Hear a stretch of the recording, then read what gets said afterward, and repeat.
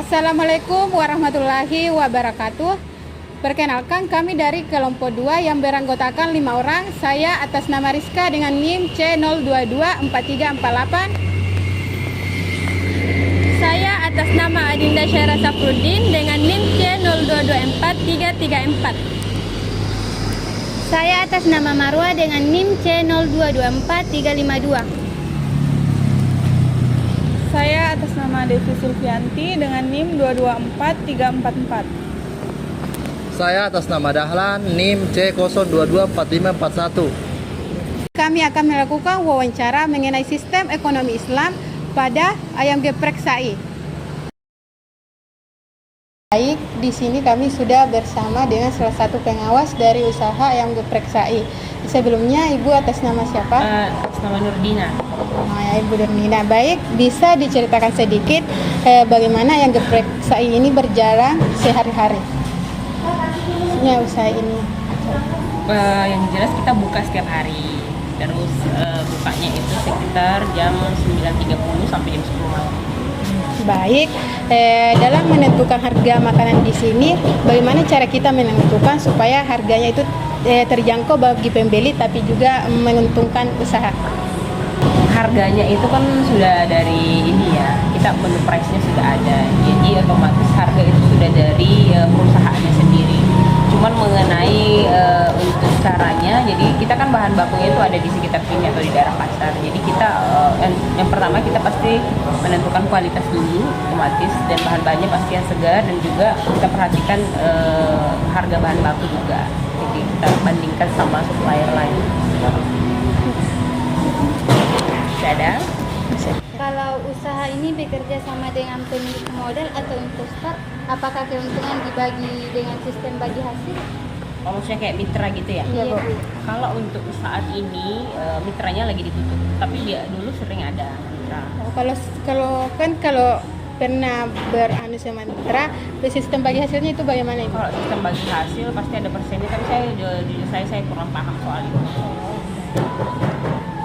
Apakah di usaha ini diterapkan nilai-nilai syariah, misalnya jujur dalam timbangan, tidak menaikkan harga berlebihan, atau mengeluarkan zakat dari keuntungan? Oh ya, kalau untuk mengeluarkan zakat kita ada pasti. Kita juga ada di sini program sedekah untuk kalau Palestina juga ada. Sedekah untuk menghafal Al-Quran maupun untuk janda lansia juga ada. Jadi setiap bulan kita ada untuk cari janda-janda di sekitar daerah sini.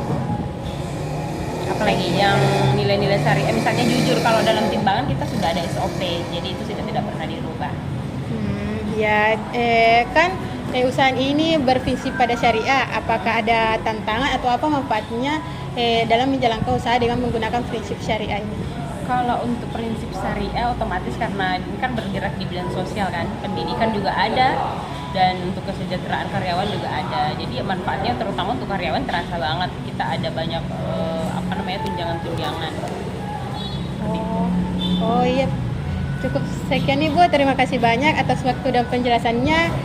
Jawaban Ibu sangat membantu kami dalam mengetahui bagaimana usaha berjalan dengan penilaian menggunakan prinsip syariah, serta membantu kami dalam pekerjaan tugas kami. Sekian dan terima kasih banyak Ibu. Mohon maaf mengganggu waktunya. Lagi lapar?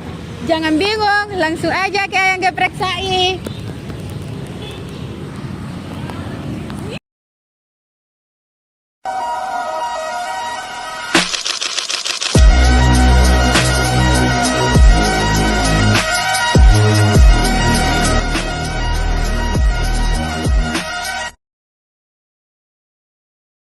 Kami sudah berada di usaha kedua, yaitu toko Mustika Sel. Baik, di sini kami sedang bersama pemilik usaha Mustika Sel dengan Ibu atas nama siapa, Ibu? Samsia. Dengan Ibu Samsia. Mungkin bisa saya bertanya sedikit, Ibu.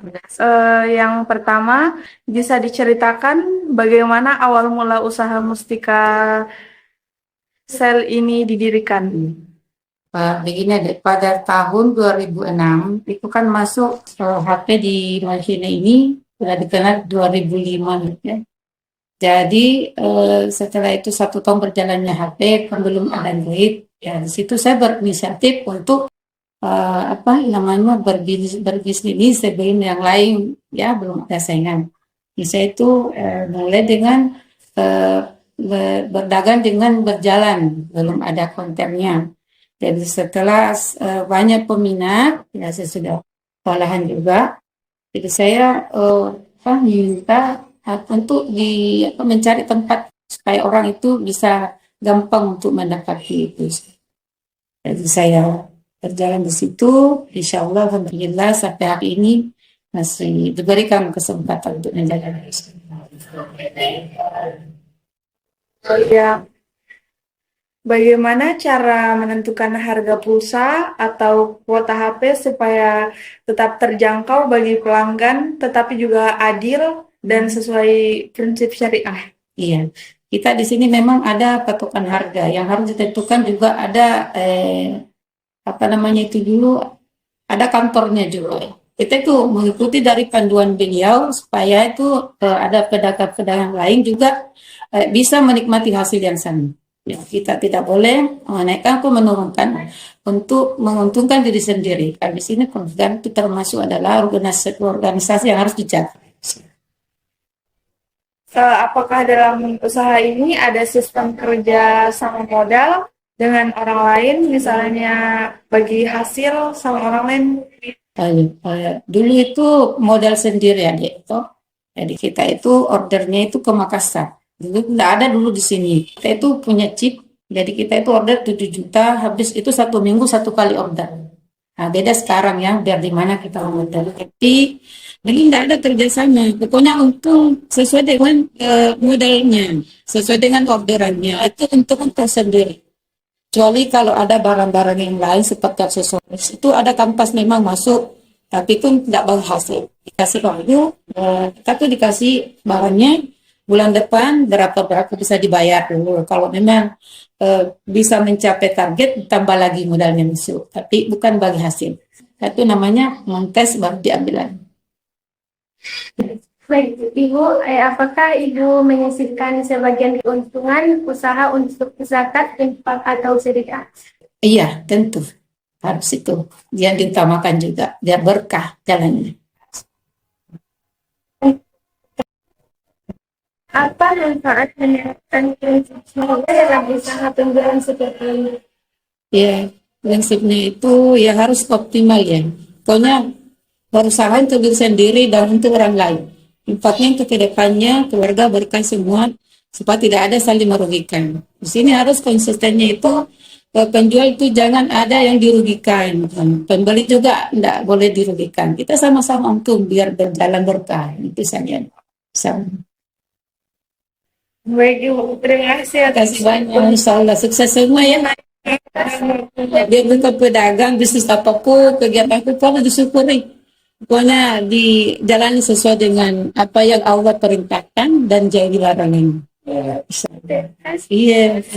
Mau servis HP atau mau cari aksesoris HP, datang saja ke Mustika Sel.